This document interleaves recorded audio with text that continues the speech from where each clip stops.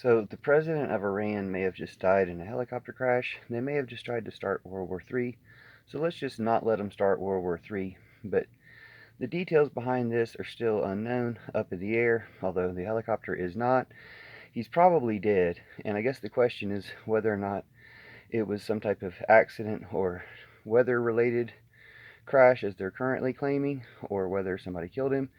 And if somebody assassinated him, if they're trying to start World War III, because most people would probably assume, rightly or wrongly, that the person who assassinated him would be Netanyahu, and then maybe there'll be, if there was a Netanyahu assassination, maybe there'll be a Netanyahu assassination in response, and that would probably get World War III started. I'm not entirely sure how World War I started, but I have the impression it had something to do with the assassination of a leader, which I think should mean we learn our lesson from that and not have a world war over the assassination of a leader. It may have been doing Iran a favor, however it happened. I know that he did not seem to be implementing the demands of the women life freedom movement.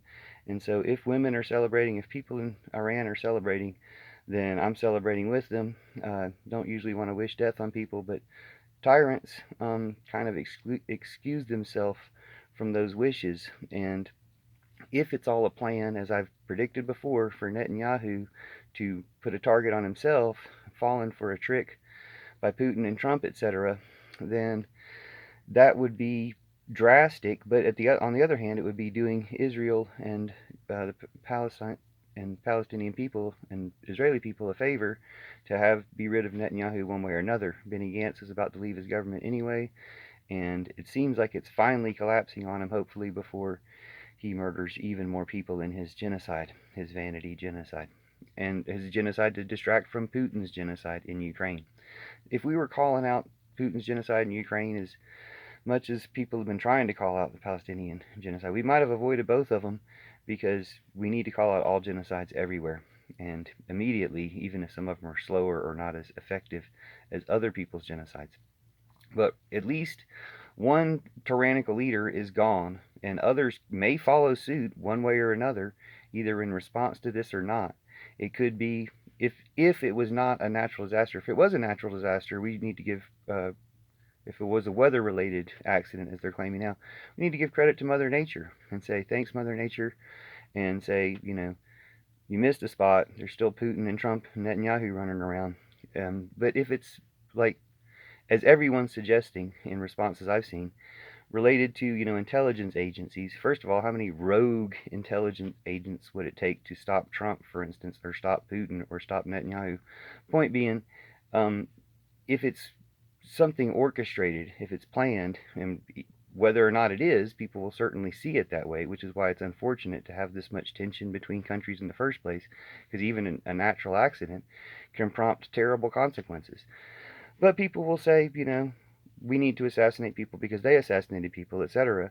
And Israel has been assassinating people, or Netanyahu has been assassinating people right and left, including other people high up in Iran. So that will likely be the response. And we need to stop that from turning into World War III just by saying we're not fighting over this. Like, the people who are involved can sort it out, but other people don't need to get involved, because these madmen and tyrants, drew their own graves, or dug their own graves, or however you want to put it. They're putting the target on themselves from being so terrible, and they could have just stopped being terrible by listening to all the people telling them, demanding how they stop being terrible at any point in time, and they keep being terrible. Like, Trump should go to jail. It would be doing him a favor to stop him from the next, even worse crimes he's going to do.